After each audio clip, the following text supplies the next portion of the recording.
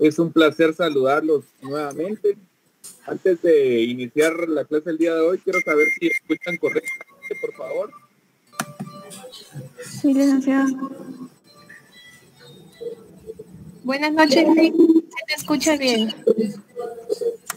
Excelente, muchas gracias. Solo les voy a pedir si pueden apagar sus micrófonos, por favor. Muy amable, gracias. Pues qué bueno saludarlos nuevamente. Es un placer que uno se limita únicamente por cuestiones de trabajo, ¿verdad? Sin embargo, pues hemos tratado ahí de estar coordinando con el licenciado Fernando Zapata, quien me ha hecho el favor de estarles impartiendo el conocimiento. Espero que más adelante tengamos la posibilidad de recibir o de tener otra cátedra donde pueda compartir con ustedes, ya sea de manera virtual o de forma presencial, ¿verdad? Que ese es el sueño que tenemos nosotros como docentes, de volver y regresar a esa manera presencial, ¿verdad? Que es, a mi consideración, la manera en la que el estudiante puede absorber y puede asimilar de mejor manera el conocimiento. Sin embargo, todos sabemos que hay diversas circunstancias en la universidad que nos hacen tener una falta de certeza en cuanto a ese escenario, ¿verdad? Sin embargo, pues no perdemos la esperanza. Esperemos que algún día, no muy lejano, pues podamos regresar a las aulas físicas en la San Carlos o ya sea en otro lugar, ¿verdad? Pero que sea bajo esa misma modalidad, ¿verdad? Bajo esos mismos parámetros. Entonces, siempre estoy ahí a la orden en lo que necesiten. No sabemos todo el conocimiento, no tenemos el conocimiento en absoluto. Sin embargo, pues tenemos un poquito de experiencia en algunos temas y pues de esa manera los podemos apoyar a ustedes en lo que ustedes soliciten, ¿verdad? Y pues más que agradecido con ustedes, yo creo que han aprendido bastante en este curso y pues las cuestiones que no da tiempo ver o porque definitivamente abarcarían mucho espacio dentro del programa, pues esa ya será una cuestión de que ustedes indaguen un poquito más y sobre todo, como siempre les digo, pues nosotros aprendemos acá un poquito de doctrina, un poquito de teoría, vemos un poquito la ley, pero realmente donde se hace el abogado, el notario, el licenciado en ciencias jurídicas y sociales, es en la práctica, ¿verdad? Es en la calle, es en su trabajo, donde ya aplica todos los conocimientos, donde ya ve incidencias que uno normalmente en la ley no las advierte. No obstante de estar previstas, pues no es lo mismo ya desarrollarlas en la práctica. Eso no significa, como dicen algunos notarios y abogados, que realmente solo la práctica hace a los buenos profesionales. Eso no es cierto. Nosotros debemos tener siempre una base bien fundamentada con aspectos generales de lo que es el derecho en todas sus áreas, y ya manejando esos conceptos se nos facilita bastante entender cómo funciona el sistema práctico, ¿verdad? El sistema de la realidad, el sistema que se desarrolla en los órganos jurisdiccionales, en este caso en los juzgados de trabajo y previsión social, procedimientos administrativos también que se desarrollan pues ante algún ministerio, ante la Inspección General del Trabajo, etcétera. Entonces, eso es lo que nosotros debemos complementar. Entonces, eso es lo que yo les dejo ahorita como reflexión.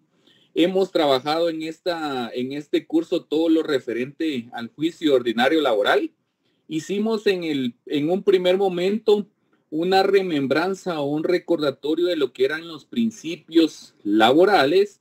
Vimos ahí cuáles son esos pilares fundamentales del derecho laboral y mencionamos que estos siempre se van a mantener como esas bases o como esos postulados que sostienen todo lo que es el derecho laboral. Entonces, toda interpretación, toda laguna legal, toda cuestión donde haya alguna interpretación o una falta de integración, pues debe hacerse siempre en observancia a estos principios. Eso fue lo primero que iniciamos analizando. Posteriormente en el curso, pues también vimos cómo estaba, digamos, distribuido u organizado lo que es toda la justicia laboral. Vimos también que estos juzgados pues deben de tener cierta competencia, siempre en uso de la jurisdicción, en este caso lo laboral específicamente. Analizamos también el tema de la especialidad que deben tener, más bien dicho, los jueces de trabajo y previsión social. Vimos también algunas circunstancias en cuanto a lo que a veces está regulado en la ley y lo que se presenta en la práctica, ¿verdad? Hablamos en su momento del trabajo doméstico, si ustedes se recuerdan, advertimos que hay muchas violaciones a este régimen de trabajo. Sin embargo, pues nosotros como abogados y notarios siempre debemos estar inmersos en toda la normativa que se encuentra vigente, sin olvidar que como la sociedad es cambiante, el derecho también es cambiante. Y si el derecho es cambiante, significa que las leyes y las normas, los reglamentos, también sufren variaciones. Bueno, posteriormente a esto, vimos entonces cuáles eran estas características de la jurisdicción, de la competencia. Ya iniciamos a conocer lo que era el juicio ordinario laboral. Primeramente, pues conocimos cómo se organiza en términos generales esa administración de justicia laboral, conociendo quién es el personal que está a cargo de un juzgado, quién es el personal que está a cargo de una sala de la Corte de Apelaciones. Conocimos también que hay auxiliares de la administración de justicia que apoyan a los jueces en el ejercicio de esta competencia.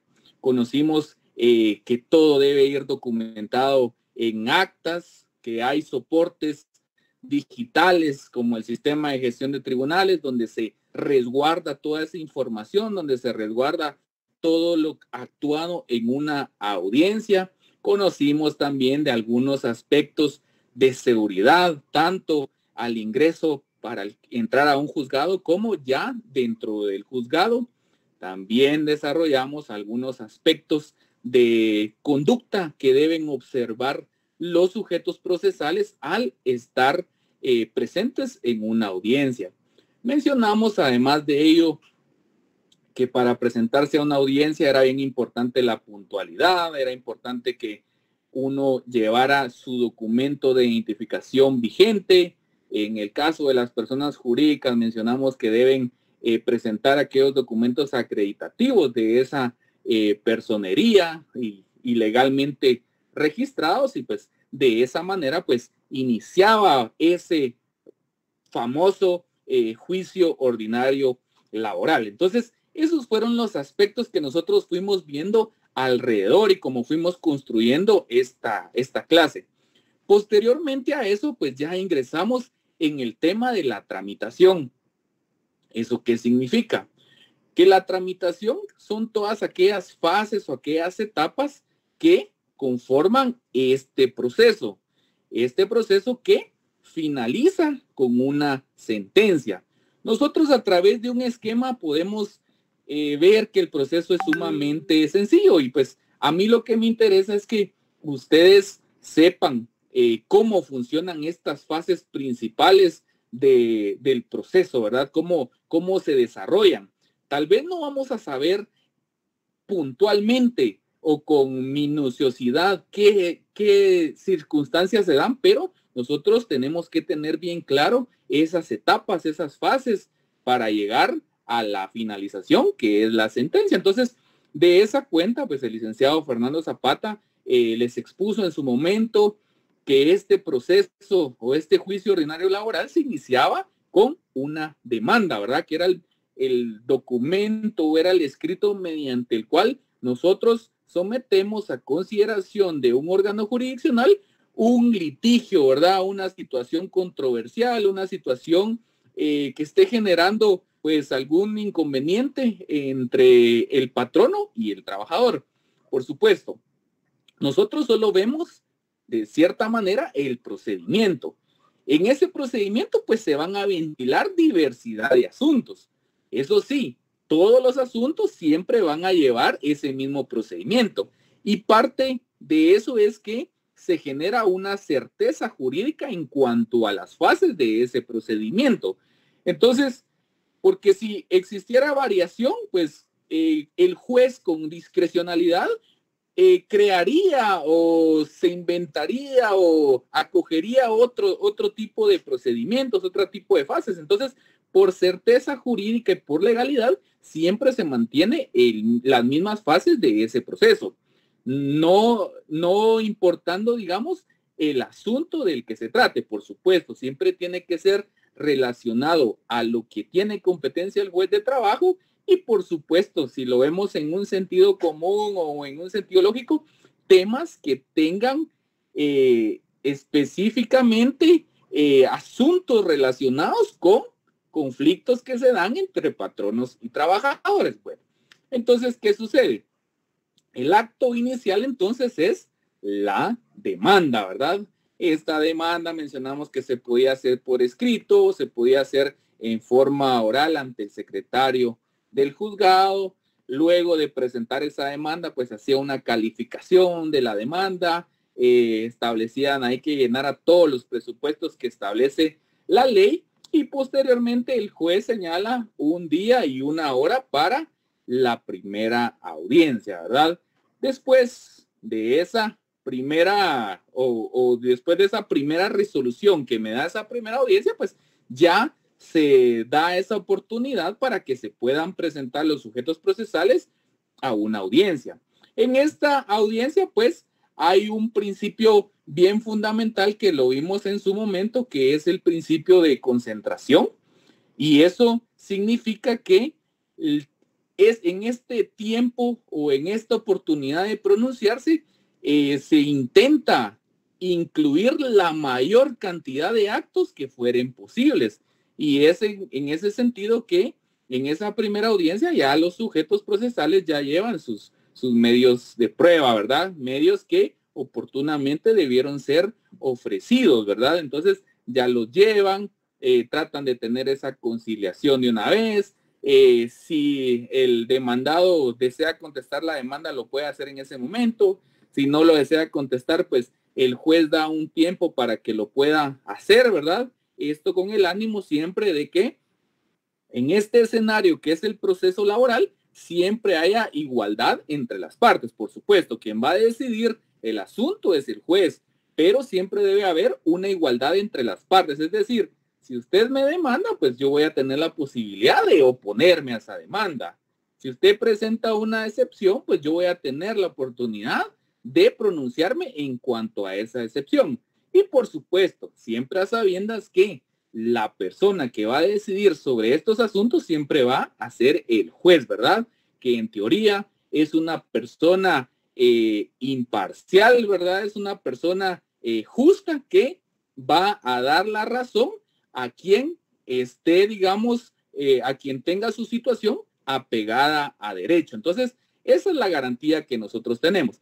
Por supuesto, siempre también les mencioné que una cosa es lo que nosotros decimos en las clases, porque nosotros no somos todos los jueces de trabajo. Entonces, hay jueces de trabajo que no toman esas actitudes, hay sujetos procesales que son irrespetuosos con los jueces de trabajo y también hay otros sujetos que intervienen que muchas veces no respetan esa alta investidura que tienen estos jueces o magistrados. Bueno, ¿qué sucede? Entonces, después de eso, ya se diligencian los medios de prueba.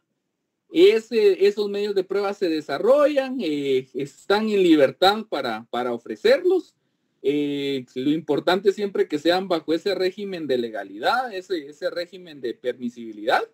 Y posteriormente, pues ya nosotros llegamos a una sentencia, ¿verdad? Ya transcurridos y ejecutados y realizados todos estas fases previas, pues ya se llega a una audiencia. Ahí se los estoy diciendo en términos generales, ¿verdad? Entonces, demanda, tenemos después de la demanda el desarrollo de la prueba y como les digo, solo son las fases principales y después tenemos la sentencia. Si nosotros queremos profundizar un poco más, ustedes me van a decir, Licky, ¿dónde están las actitudes del demandado? Ah, bueno, perfecto. Entonces, o se allana, o contesta en sentido negativo, o plantea su reconvención, etcétera, ¿verdad? ¿Qué pasa, Lick, si el demandado no llega a la audiencia? Bueno, si presenta una excusa que es legalmente justificable, pues entonces no hay problema, o señala si estaba citado para prestar convención judicial, qué sucede, y bueno, eso ya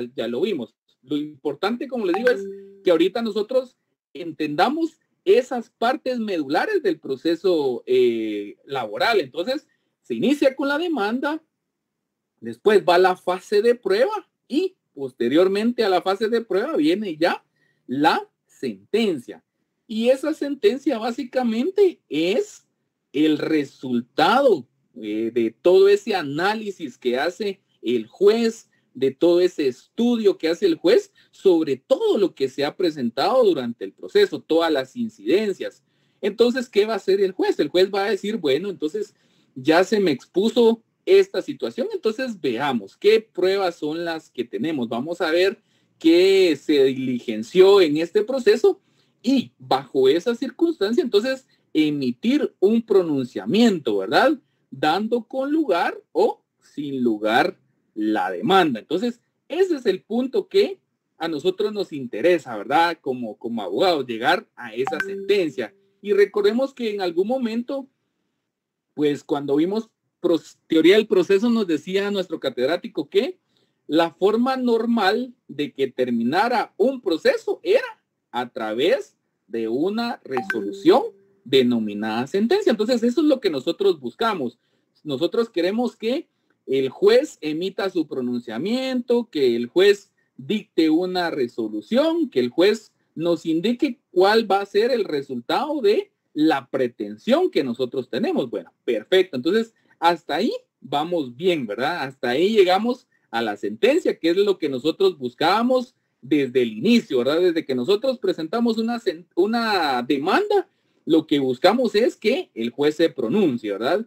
Y vamos a tratar de tener la razón a través de los medios de prueba que nosotros presentamos oportunamente. Es decir, si nuestros medios de prueba realmente justifican lo que nosotros estamos solicitando, pues lo más seguro es que si el juez lo aprecia de esa manera la prueba y le da el valor que corresponde, entonces va a emitir un fallo que es a favor de nuestros intereses. Bueno, perfecto. Hasta ahí vamos genial. Entonces, ahí llegamos a ese punto final. Bueno, ¿qué sucede? Entonces, resulta que ahora que ya me emitió mi sentencia, cuando yo veo la parte resolutiva de ese fallo, me doy cuenta que la sentencia es de manera negativa.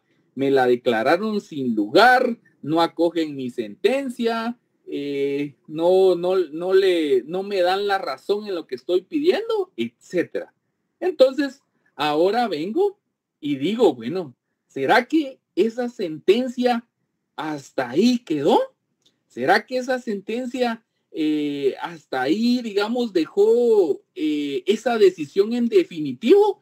¿O creen ustedes que hay una manera de poder todavía, digamos, pelear o buscar tener la razón en un litigio? Entonces, les pregunto.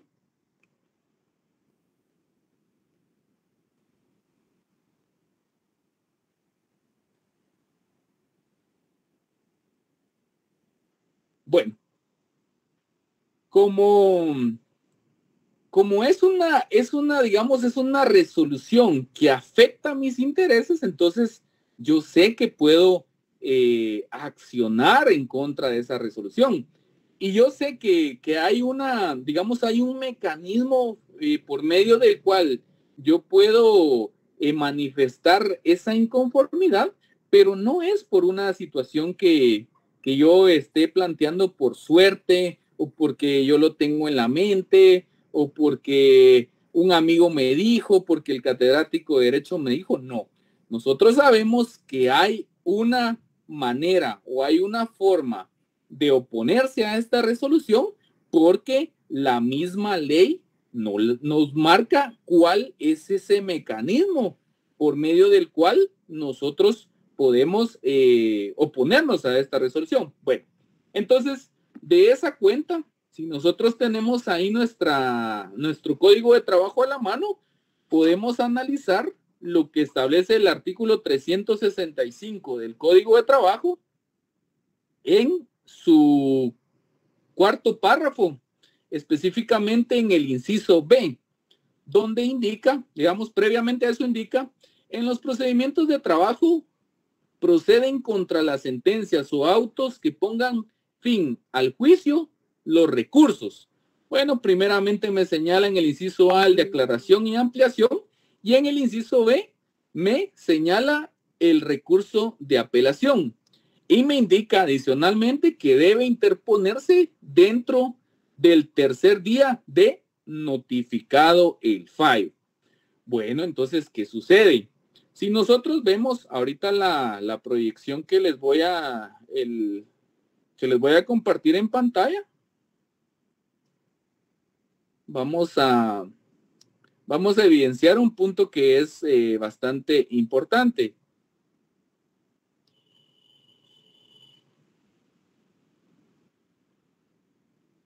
¿Me indican si lo pueden visualizar, por favor?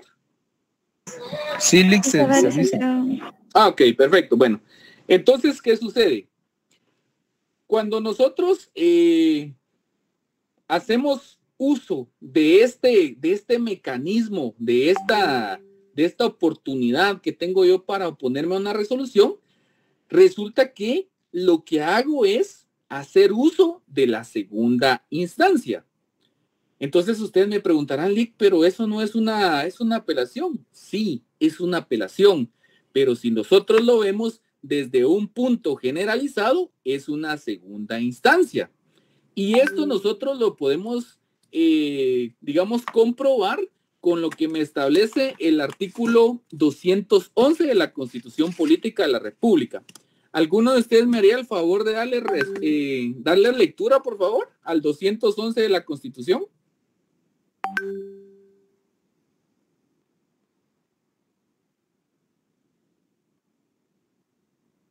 Alguien que tenga su Constitución a la mano, por favor, que pueda darle lectura a este artículo, al 211. Yo lo leo, Lick. Por favor. Artículo 211. Instancias en todo proceso. En ningún proceso habrá más de 2 instancias, y el magistrado o juez que haya ejercido jurisdicción en alguna de ellas no podrá conocer en la otra ni en casación, en el mismo asunto, sin incurrir en responsabilidad. Ningún tribunal o autoridad puede conocer de procesos fenecidos, salvo los casos y formas de revisión que determine la ley. Excelente, excelente. Entonces, sabemos que la Constitución es nuestra ley superior, ¿verdad? Es que la que nos marca los principios que rigen toda la administración de justicia. Desde el 203 que encontramos nosotros ahí todo lo referente a la jurisdicción, es decir, a la administración de justicia, pues nos empieza a mencionar pues algunos principios que son generales de la administración de justicia. Y uno de ellos es fundamental, que en todo proceso únicamente existen 2 instancias. Como la Constitución es la matriz de todo ese ordenamiento jurídico, nosotros debemos entender que en todos los ramos del derecho procesal que nosotros conozcamos, únicamente pueden haber 2 instancias. Entonces, cuando nosotros desarrollamos todo el juicio ordinario laboral, eso se tramitó en una instancia, en un proceso de conocimiento. Pero como el resultado de ese proceso no fue el que nosotros esperamos, no era el más beneficioso a nuestros intereses, resulta que nosotros tenemos que acudir a otra instancia, es decir, la segunda instancia. ¿Y cómo sé que solo hay 2 instancias? Pues me voy al artículo 211 de la Constitución Política. Entonces ya sé que solo 2 instancias. Una en la que se desarrolló el proceso de conocimiento y la otra instancia donde yo voy a plantear impugnaciones. Bueno, entonces, ¿qué impugnación es la que yo voy a plantear? Según la lectura que les acabo de mencionar del artículo 365, lo que yo voy a plantear es una apelación. Pero si nosotros lo decimos simplemente como apelación, el día que nos estemos examinando en un privado, pues el LIC nos va a decir, mire, pero realmente su lenguaje técnico no es el apropiado en este momento. Entonces, ¿qué tienen que decir ustedes? Se va a plantear el recurso de apelación. Ahora bien, para que nosotros entendamos con mayor claridad lo que estamos hablando, resulta que cuando hay una resolución que emite un juez o que emite un magistrado, bueno, en este caso un juez, perdón, y esta es desfavorable para nuestros intereses, pues nosotros podemos plantear nuestra inconformidad, podemos plantear nuestro desacuerdo o manifestar alguna ilegalidad. Y entonces, ¿a través de qué lo hacemos? Recordemos nosotros que entre los conceptos fundamentales del derecho procesal, nosotros tenemos las impugnaciones. ¿Y las impugnaciones qué son? Estas impugnaciones son prácticamente mecanismos o medios de defensa que tiene una persona para oponerse a una resolución judicial. Entonces, cuando yo hago uso de esa segunda instancia, yo lo que estoy presentando es un medio de impugnación. Digamos, ahí lo vamos viendo, digamos, de la manera teórica, de la manera doctrinaria. Entonces, voy a plantear una impugnación. Y esta impugnación, como ya les mencioné, es un medio de defensa, ¿verdad? Bueno, ahora bien, esa medida o este medio de impugnación, pues lo voy a concretar planteando un recurso de apelación. Entonces ya sabemos nosotros que si les preguntan qué es un recurso de apelación, ustedes no van a encontrar la definición ahí de un recurso de apelación. Pero con esta explicación nosotros podemos dar una respuesta sencilla. Es aquel medio de impugnación o mecanismo de defensa que tiene en este caso, digamos, el trabajador para oponerse a una resolución dictada por un juez de trabajo. Entonces, ya tenemos una respuesta y la podemos fundamentar. Bueno, entonces, ¿qué sucede? Se plantea esa apelación. Esa apelación se va a plantear en segundo grado, porque en el primero ya conoció un juez. Entonces, en segundo grado, quien va a conocer es la sala de la Corte de Apelaciones. Ellos son los que van a conocer. Bueno, ¿y qué significa conocer de un recurso? Pues prácticamente que nosotros le vamos a decir al superior del que dictó en primera instancia, le vamos a decir, por favor, señores magistrados, por favor, honorables magistrados o respetables magistrados, resulta que nosotros presentamos una demanda en contra de tal y tal y tal y tal, ¿verdad? Y se nos resolvió de esta manera. No obstante de que en el proceso se diligenciaron los medios de pruebas tal y tal y tal, no se le dio el valor que le correspondía al reconocimiento de documentos, al peritaje, etcétera. Por lo tanto, nosotros acudimos ante ustedes, señores magistrados, para que ustedes analicen nuevamente la sentencia de primer grado. Entonces, ¿qué van a hacer estos magistrados? Al recibir esta resolución, pues en términos generales lo que van a hacer ellos es estudiar, van a revisar lo actuado en primera instancia. Entonces ellos van a decir, sí, definitivamente este juez pues no le resolvió al recurrente o a la parte que está impugnando, no le reconoció este medio de prueba o a este medio de prueba le dio una interpretación que no correspondía, o este juez no cumplió con todas las fases del procedimiento, etcétera. Entonces, todo eso es lo que va a analizar el magistrado o los magistrados en segunda instancia, es decir, la sala de la Corte de Apelaciones.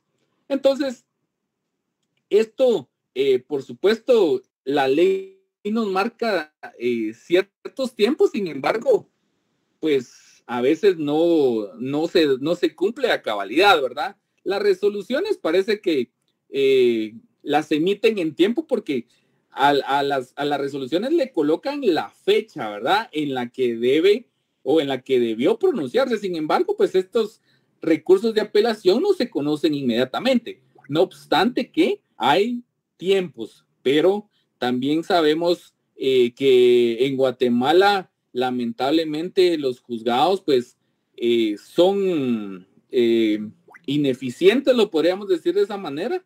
A veces no tanto porque ellos no tengan el deseo de tramitar sus asuntos, sino que es demasiada carga laboral de la que tienen. Entonces, ahí es donde ustedes han escuchado el término en algún medio de comunicación o por algún catedrático que nos mencionan la famosa mora judicial. Entonces, esta mora judicial se constituye, digamos, en una avalancha de expedientes, en una avalancha de procesos que se están tramitando de una manera tardía. ¿Y por qué? Porque no existe la cantidad de personal adecuado, no existen las personas a veces con las capacidades idóneas para conocer los expedientes y pues a veces pues también se debe a litigios maliciosos que hacen pues algunos litigantes, ¿verdad? Algunos sujetos procesales que prácticamente van retrasando que las fases de un expediente caminen, ¿verdad? Van entorpeciendo esta manera en la que se desarrolla o en la que se tramita un expediente. Entonces, son diversas circunstancias. Entonces, ¿qué sucede? Entonces, cuando ya, digamos, ya llegó esta apelación o este recurso de apelación, pues entonces a la sala le corresponde analizar, ¿verdad? Le corresponde revisar. Muchas veces pues se atacan situaciones de la sentencia, se atacan también pues algunas fases dentro del procedimiento y posteriormente a eso pues ellos ya emiten un fallo. Bueno, pero ¿qué sucede? Hay algo bien importante. Cuando nosotros estamos dentro de un litigio, nosotros siempre debemos de considerar que al final nos resuelvan desfavorablemente. Dentro de nuestros presupuestos como abogado litigantes, pues nosotros debemos de considerar que pueden existir dos alternativas de resolución. Una que nos den con lugar y otra que nos den sin lugar. Bueno, ¿qué sucede? Al tener con claridad estos dos caminos, entonces sabemos que si nos resuelven desfavorablemente, es cierto, nosotros tenemos derecho a plantear un recurso de apelación que se constituye en una impugnación, que va a ser conocido en segunda instancia. Sí, perfecto. Usted me maneja bien toda la teoría, maneja bien la doctrina, cómo funciona. Pero resulta que para que sea efectivo y para que sea reconocido legalmente este recurso, debe presentarse en un tiempo. Entonces, eso es lo que yo debo tener en observancia, en cuidado. Entonces, la ley me marca que una vez una sentencia haya sido dictada y tenga un sentido negativo a mis intereses, entonces, después de que me notifiquen, yo tengo 3 días para presentar esa apelación. ¿Y dónde lo justifico? En el inciso B que les mencioné del artículo 365. Entonces, ya sé que ese es el lapso, ya sé que ese es el tiempo. Si yo presento ese recurso de apelación en el primer día después de notificado, fantástico. Van a tener como presentada esa apelación. ¿Qué sucede si lo presento al segundo día? Fantástico. Se va a tener como presentado el recurso. Bueno, perfecto. ¿Qué pasa, Alex, si lo presento al tercer día? Pues usted ya estaba al límite de presentarlo, pero está dentro del marco legal. Entonces, excelente. Se le va a admitir, no se le va a admitir, se le va a presentar su recurso. Bueno, fantástico. Bueno, entonces, ¿qué sucede, Alex, si lo presento al cuarto día? Que lo lamento, pero realmente usted ya no va a poder accionar en esta vía de los recursos, en la vía recursiva, en la vía impugnativa. Resulta que ese derecho pues ya le precluyó, ¿verdad? Ese derecho ya no puede hacer uso, sino que simplemente se va a tener como consentido el fallo que fue emitido en una primera instancia. Entonces, ahí ya no nosotros mismos nos vedamos ese derecho de poder acudir a una revisión de esa sentencia. Entonces, mucho ojo con eso. Entonces, tengo que verificar todo eso, porque cuando llegue a segunda instancia, cuando llegue a la sala de la Corte de Apelaciones, esta va a ser una calificación, o como decimos ahora, un checklist.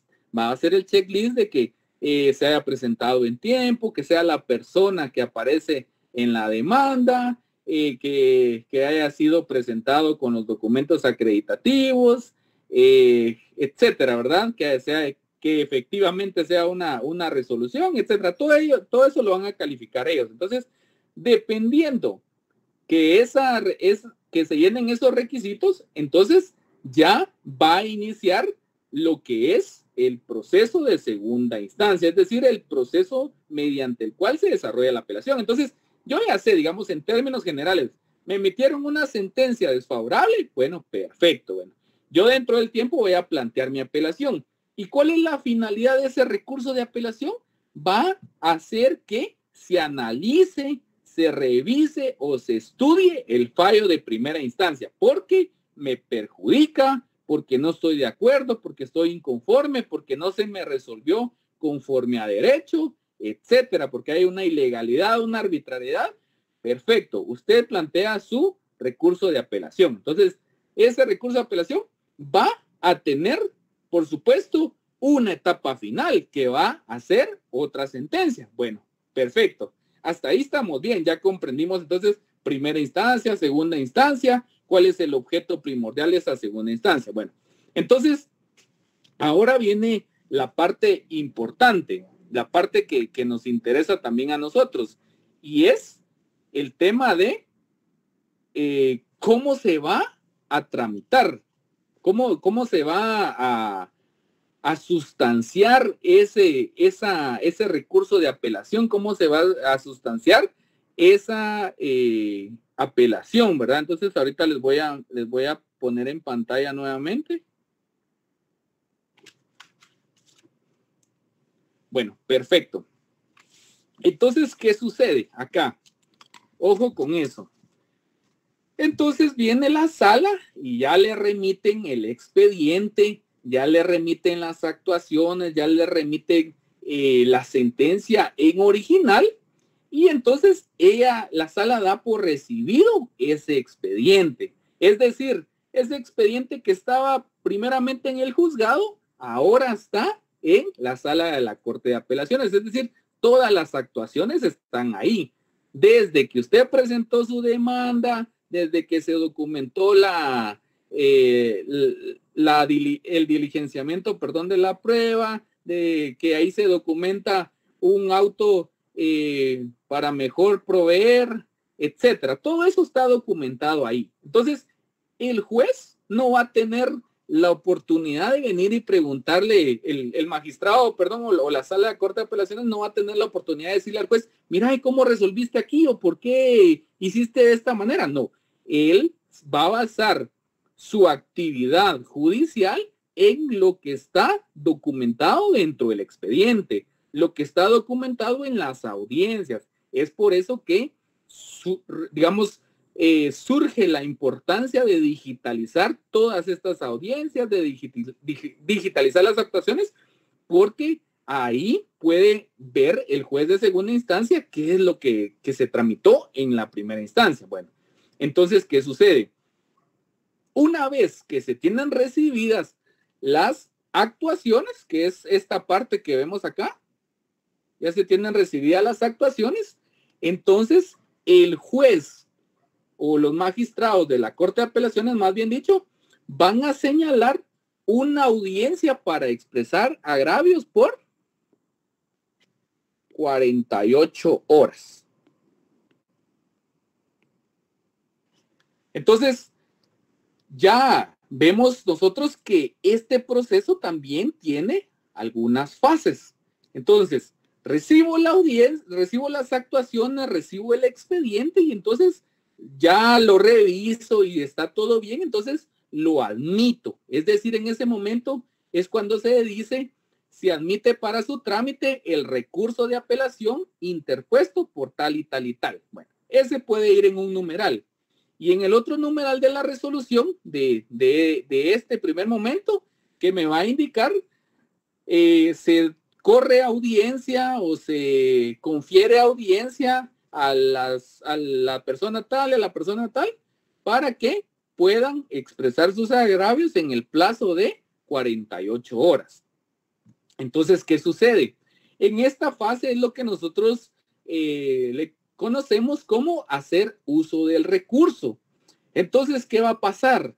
Pues lo que yo planteé en un primer momento en mi apelación, pues lo vengo a, digamos, a confirmar acá. Lo vengo a confirmar. Es decir, yo voy a hacer, digamos, uso de ese recurso. Es decir, voy a indicar todo lo que yo expresé en algún momento, ¿verdad? Todos esos agravios, todo eso que me perjudica, por qué planteé el recurso, etcétera. Entonces, lo voy a hacer en este momento. Entonces, se notifica a las partes y ellos tienen ese plazo de 48 horas para pronunciarse. Bueno, ¿qué sucede?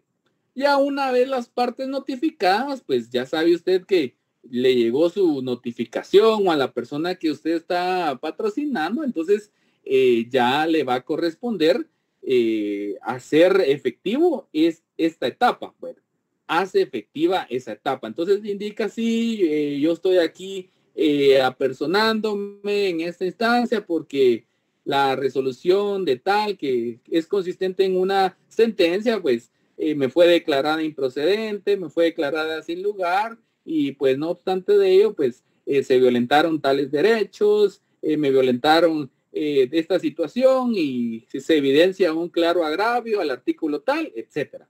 Eso, como les digo, ya va a ser arte del abogado que esté auxiliando. Bueno, ¿qué sucede? Ya posteriormente a que se hayan evacuado estas audiencias, pues entonces los magistrados de la sala de la Corte de Apelaciones ya tienen todos esos insumos. Es decir, bueno, él presentó su recurso en algún momento y pues acá ya hizo uso del recurso, manifestó tal y tal y tal situación. Bueno, perfecto. Entonces, ¿qué sucede? ¿Será que ahora dictamos sentencia?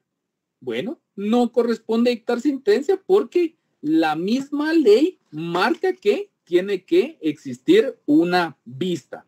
Esta vista está fundamentada en el artículo 368.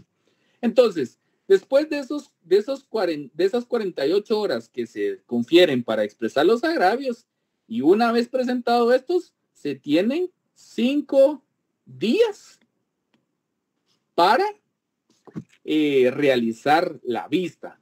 ¿Y la vista qué significa? La vista va a ser aquella oportunidad que se le va a dar, o ese derecho de audiencia que se le van a dar a los sujetos procesales, en este caso al recurrente, ¿verdad? Para que pueda pronunciarse en cuanto a lo que está reclamando. Es decir, se le va a dar otra oportunidad para que pueda desarrollar con mayor claridad o con mayor profundidad lo que está planteando en su recurso. Entonces, va a tener 5 días para que pueda apersonarse, pueda indicar por qué razón, por qué motivo él considera que en el primer grado no resolvieron como correspondía, resolvieron fuera de ley, resolvieron fuera de tiempo, etcétera. Va a tener entonces esos 5 días. Bueno, posteriormente a eso, pues entonces ya viene el juez y va a dictar su sentencia. Esta sentencia la va a dictar en un plazo que no sea menor ni mayor de 10 días. Digamos, ese sería, digamos, el recorrido más normal de un recurso de apelación. Entonces, la sala de la Corte de Apelaciones recibe las actuaciones, las califica, si cumple con todos los presupuestos legales, pues le da trámite, manda les confiere audiencia, a los sujetos procesales por el término de 48 horas. Una vez agotado ese plazo, pues analiza que hayan presentado o no presentado estos agravios. Posteriormente a eso, da 5 días para que se pueda diligenciar la vista, y seguidamente de eso, pues el juez tiene de 5 a 10 días para emitir su sentencia. Bueno, perfecto. Y ustedes se preguntarán, mire, Lick, ¿y por qué ahí está el auto para mejor proveer?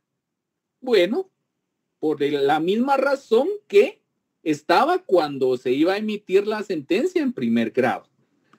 Esto sucede porque muchas veces a los jueces o a los magistrados no les genera claridad en cuanto a algún asunto, o en este caso por algún medio de prueba que necesita mayor análisis, necesita que se amplíe, que sea, digamos, más preciso. Entonces, es por eso que esta fase que les menciono acá puede ser que se dé o puede ser que no se dé. Esto va a ser a discrecionalidad ya del juez, de los magistrados que la quieran dar, o también porque usted como recurrente del recurso, usted dice, mire, yo la verdad que en este punto yo necesito que el juez tenga mayor claridad, que tenga un panorama más amplio de lo que sucedió. Entonces, usted puede emitir este auto para mejor proveer. Pero como les menciono, esto es opcional. No es que siempre se tenga que dar. Solo es en caso que el juez tenga duda, que los magistrados tengan duda de una situación. Pero la fase normal serían recibidas las actuaciones, se da audiencia para expresar agravios. Después de presentar expresar los agravios, se da la vista y después se emite la sentencia en 10 días. Esa es la tramitación que ustedes le tienen que decir al examinador. Ahora, si el examinador le dice, mire, fíjese que realmente, ¿será que ahí estamos con el proceso de apelación de un juicio ordinario laboral? Bueno, ustedes le pueden decir, fíjese, el licenciado, que no obstante de ello, pues si al juez no le queda claridad o el recurrente del recurso quiere que se profundice más en alguna actuación, pues también puede solicitar un auto para mejor proveer. Entonces, este va a tener como finalidad que al juez le quede con mayor claridad, valga la redundancia, algún asunto, ¿verdad? Que lo entienda de mejor manera. Y al entenderlo de mejor manera, debería emitir un fallo, emitir una resolución mejor, ¿verdad? Una resolución mejor fundamentada, una resolución donde él tenga distintas aristas, ¿verdad? Distintas perspectivas de lo que sucedió en el expediente. Entonces, ya finalizado, entonces procede a dictar sentencia. Y en esa sentencia, ¿qué va a pasar? Que puede confirmar, modificar o revocar, digamos, la resolución de primer grado. Y en ese punto es cuando finaliza lo que es el recurso de apelación. Entonces, traté de dárselos de la manera más sencilla. Ustedes me indican si tienen alguna duda al respecto. Ya creo que ya tenemos elaborado el examen. No sé si vamos a incluir este tema, pero si no, pues a mí me interesaría que ustedes lo hayan aprendido de buena manera, porque la fase de impugnaciones en todo proceso siempre es importante, ¿verdad? Porque nosotros, por más que digamos, fíjese, Eli, que yo tengo mi demanda, vamos a utilizar un término coloquial, la tengo bien planchadita, yo ya tengo ahí mis medios de prueba, mis elementos de convicción, ya los tengo bien definidos, y todo, bueno, perfecto, pero eso no le garantiza a usted que el juez le vaya a resolver a favor. Entonces, siempre tenemos que tener presente todos estos medios de defensa que la ley ha previsto para que nosotros podamos oponernos a una actuación judicial que es desfavorable o es ilegal o es arbitraria, etcétera. Entonces les pregunto, ¿tenemos alguna duda con respecto al recurso de apelación?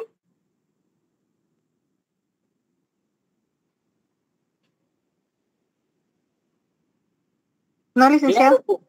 Claro, como el agua.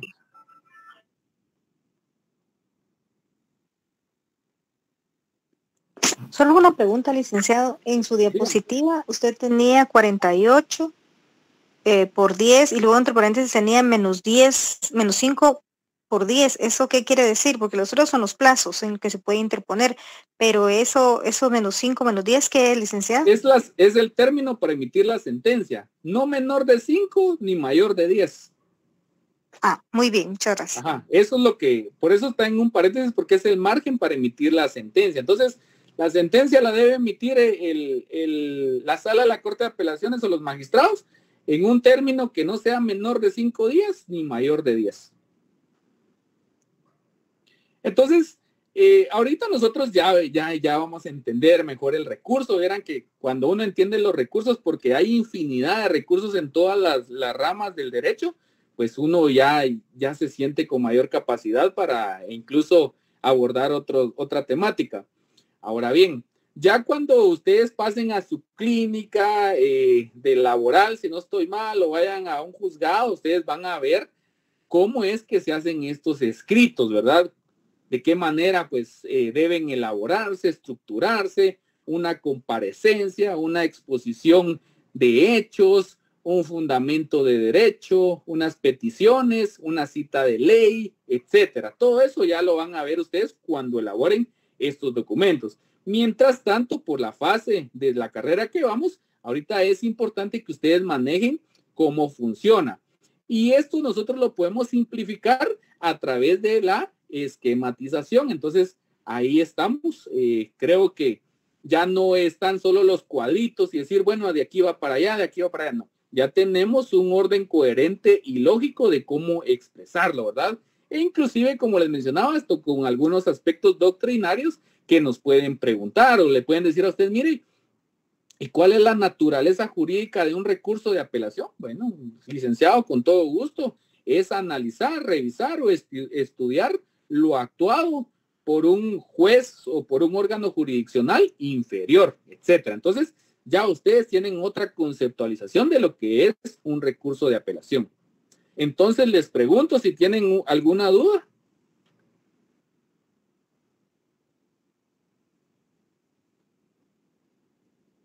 Bueno, yo creo que ninguna. Entonces, vamos a platicar un poquito del examen rapidito. Les cuento que el examen viene prácticamente con 15 preguntas o 15 enunciados. Cada enunciado tiene un valor de 2 puntos. Vienen algunas numeraciones donde solo usted tiene que colocar falso y verdadero como lo hemos hecho anteriormente y otros donde hay respuesta múltiple. Entonces van a tener el término de media hora para hacer su examen final. Sencillo, tal y como hemos hecho los anteriores, que si ustedes han podido darse cuenta, únicamente evaluamos lo dado en clase y lo compartido en los materiales y no hemos agregado lecturas adicionales. Entonces, únicamente lo que está allí. Entonces, yo sí les suplico de corazón que estudien. Como les digo, realmente ustedes pueden decir, es un examen final, ya lo tengo ganado, Alex. Sí, ya lo tiene ganado, es un examen final, pero todavía no es abogado. Y entonces, y todavía no se ha examinado de sus fases técnico-profesionales. Entonces, trate de aprender, de verdad que lastimosamente, como les digo, yo no pude compartir con ustedes este tiempo por el tema electoral, pero espero que más adelante pueda estar con ustedes en alguna cátedra y pues igual es la mecánica y es el método que yo siempre he utilizado.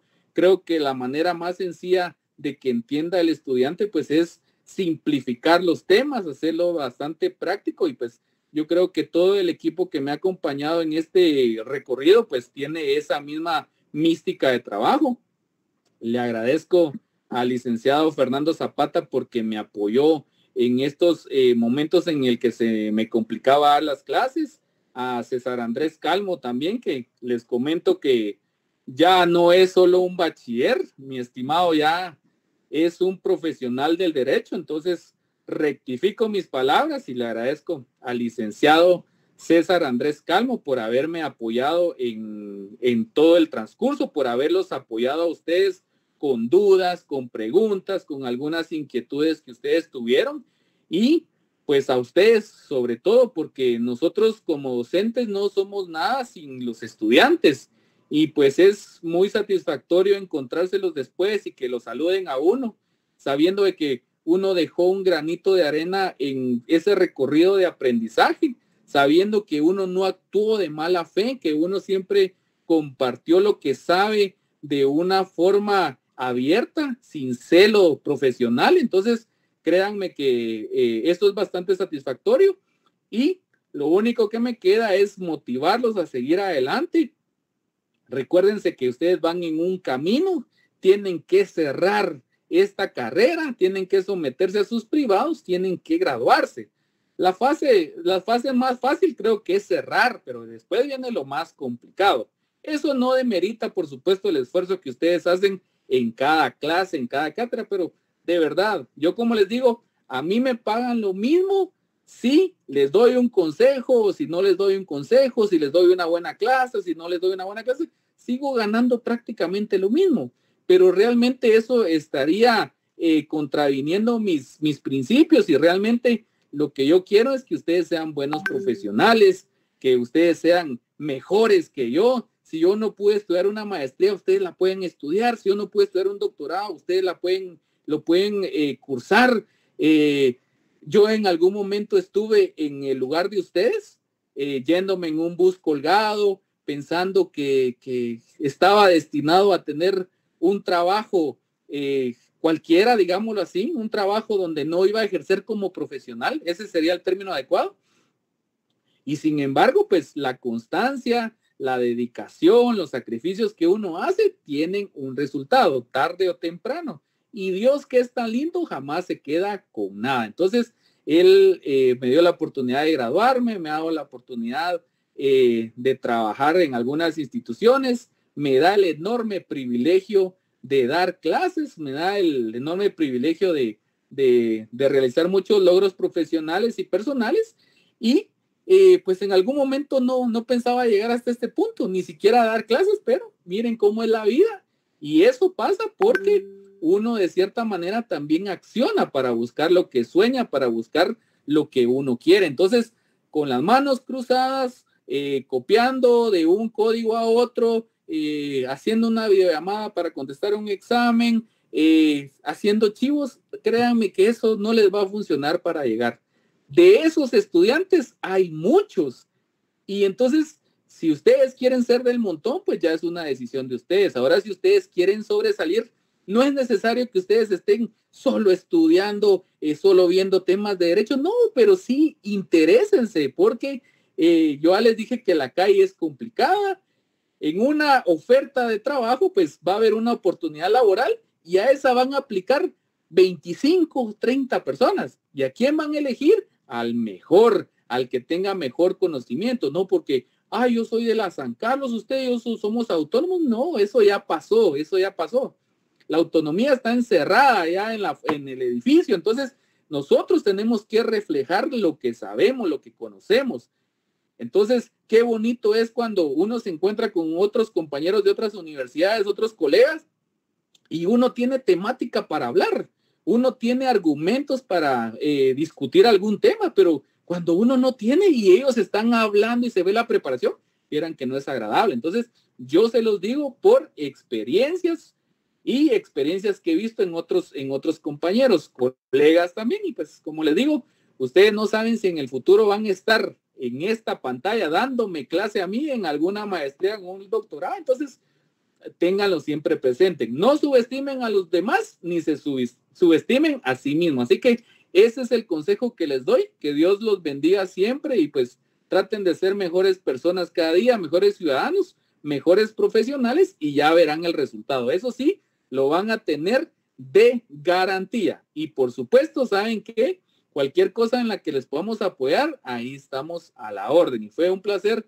compartir con ustedes, tal vez no todas las clases, pero las pocas que compartimos, nos las pasamos bien y aprendimos. Así es que ahí sí que solo les digo suerte, estudien para su examen y pues estamos ahí para servirles. Y como les reitero, gracias a todos ustedes por su atención. Gracias al licenciado Andrés Calmo, gracias al licenciado Fernando Zapata por todo el apoyo y pues seguramente nos vemos más adelante.